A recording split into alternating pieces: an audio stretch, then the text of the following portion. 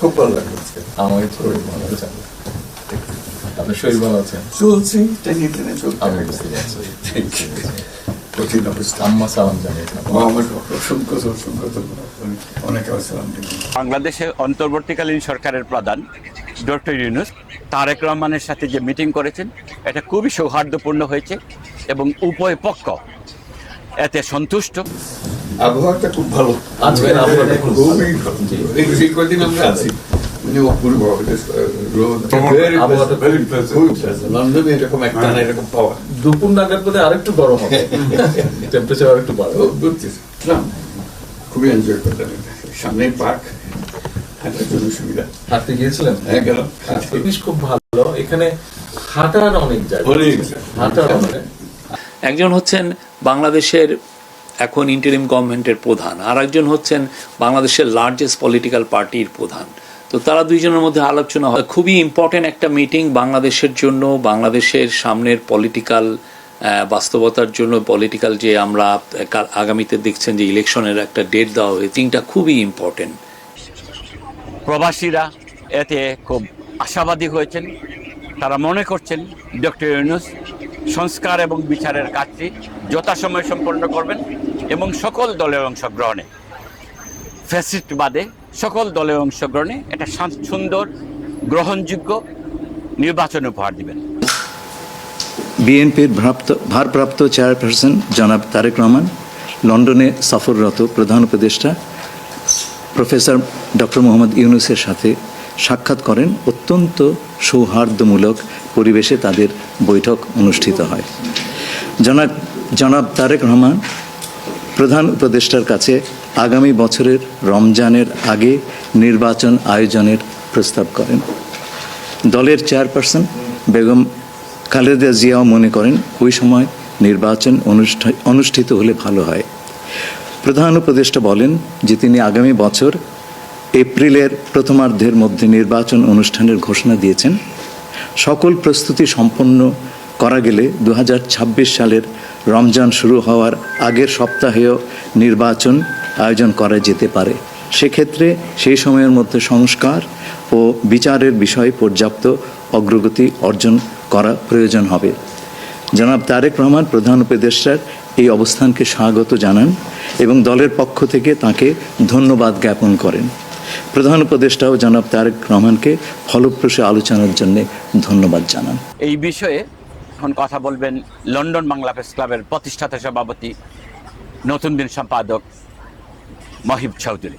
Doctor Mohammad Yunus বাংলাদেশে প্রধান উপদেষ্টা হওয়ার পরে যে কয়েকটি ভালো কাজ হয়েছে, পজিটিভ কাজ হয়েছে, তার মধ্যে আমরা মনে করি তারেক জিয়ার সাথে তার বৈঠকটা অন্যতম, যে দেশটা একটা পজিটিভ দিকে এগিয়ে যাবে একত্রে। আমরা খুব ভয়ে ছিলাম কী হবে না হবে এগুলা নিয়ে আমরা সব সময় চিন্তায় থাকতাম। দেশের রাজনীতির একটা বড় বিষয় ছিল প্রধান দল বিএনপির সাথে এই সরকারের একটা গ্যাপ সর্বত্র তুলে ধরবার চেষ্টা করা হয়েছিল। কিন্তু সকল প্রতিবন্ধকতা মারিয়ে নানা জল্পনা কল্পনার অবসান ঘটিয়ে অবশেষে ডক্টর ইউনূস এবং বিএনপির ভারপ্রাপ্ত চেয়ারম্যান তারেক রহমানের বৈঠক অনুষ্ঠিত হয়েছে। এ উপলক্ষে বাংলাদেশ থেকে ছুটে এসেছেন বিএনপি নেতা আমির খসরু মাহমুদ চৌধুরী। অনুষ্ঠান শেষে তিনি বৈঠকে সন্তোষ প্রকাশ করেছেন। চিফ অ্যাডভাইজার সাহেব, তারেক রহমান সাহেব, আমরা সবাই একই কথা বলছি। প্রথমে আমাদের দুই সাইডের ডেলিগেশনের সাথে হয়েছে এবং পরবর্তীতে 1 to 1 ওনারা দুজনে দীর্ঘ সময় আলোচনা করেছেন। আপনাকে সন্তুষ্ট? নিশ্চয়ই সন্তুষ্ট, নিশ্চয়ই সন্তুষ্ট। শুধু আমরা তো বলছি নির্বাচনের আগে নয়, নির্বাচনের পরও দেশ গড়ার ক্ষেত্রে আমরা সবাই একসাথে কাজ করতে হবে, নতুন বাংলাদেশ করতে হবে। সংবাদ মাধ্যমে মিডিয়াতে এগুলো নানাভাবে বিশ্লেষণ হচ্ছে। তারেক জিয়ার সাথে আজকে যে বৈঠক হলো এটা খুবই পজিটিভ বৈঠক হয়েছে। সাক্ষাৎটাই পজিটিভ, রেজাল্ট তো ভালো হবে। এখন আমাদের কথা হচ্ছে তারেক জিয়াও খুব প্রফেশনালি আসছেন। দেশ থেকে তার একজন Amir Khasru Mahmud is a very smart guy. তিনি রাজনীতিতে খুবই স্মার্ট, তার সাথে অনেক লোক এসেছেন। আজকের বৈঠকটা আমরা নিবিড়ভাবে দেখেছি। বাংলাদেশের কিছু মানুষ চাচ্ছে ইউনূস সাহেব আরও অনেকদিন ক্ষমতা থেকে রিফর্ম করে যান। আমরা একটু স্বস্তি ফিল করতেছি, দেশটা পজিটিভ ডাইরেকশনে এগিয়ে যাবে। তারেক জিয়া আর ইউনূসের মধ্যে যে একটা ডায়লগ হয়েছে, ইট উইল টেক পিপুলের মধ্যেও আশার সঞ্চার হয়েছে, এবং আমি মনে করি তারেক জিয়া তার দলকে কন্ট্রোল করবেন, শিক্ষা দিবেন, রেডি করবেন, যাতে তার দল ক্ষমতা গেলে যেন পাওয়ারকে অপব্যবহার না করে।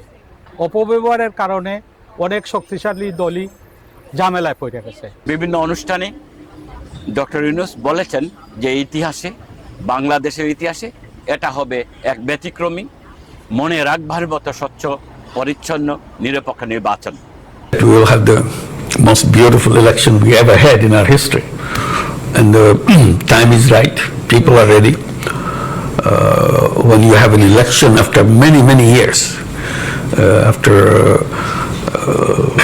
17 years, you are having first time a real election. Excitement in the country that we will have, really go and cast our vote. In this meantime, it is 17 years. Imagine all the young people who are coming to that voting age. They are piling up. They never had the opportunity to cast their first vote yet.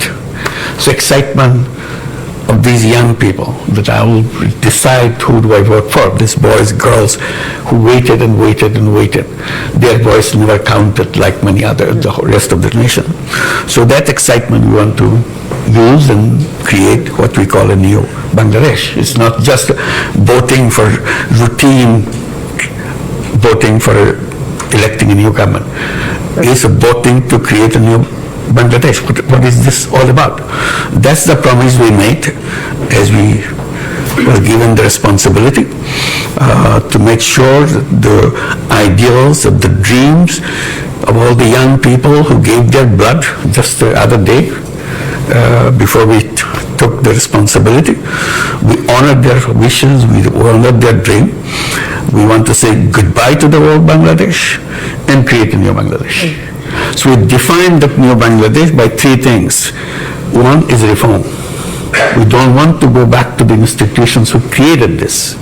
So we want to reform all the institutions we have in the country.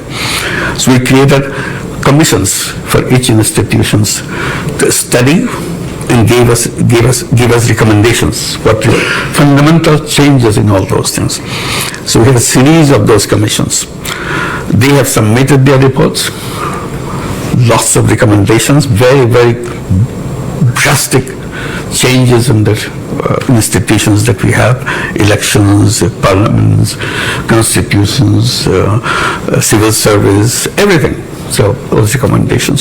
So we're looking at those recommendations, but our job is to build a consensus with all the parties. So we created a last commission, Consensus Building Commission. Have you heard about something like that? Consensus Building Commission? We have them. So their responsibility is to go through all the political parties, sit down together, find out which are the recommendations they will accept, and see in which recommendation all parties accept. Doctor Yunus বাংলাদেশকে এক উচ্চ মাত্রায় নিয়ে গেছেন। প্রবাসী বাংলাদেশিদের মাঝে দেখা দিয়েছিল একটা আনন্দ হিল্লোল। If you want to be on the right side of the history, you must demand reform fast. Reform fast. And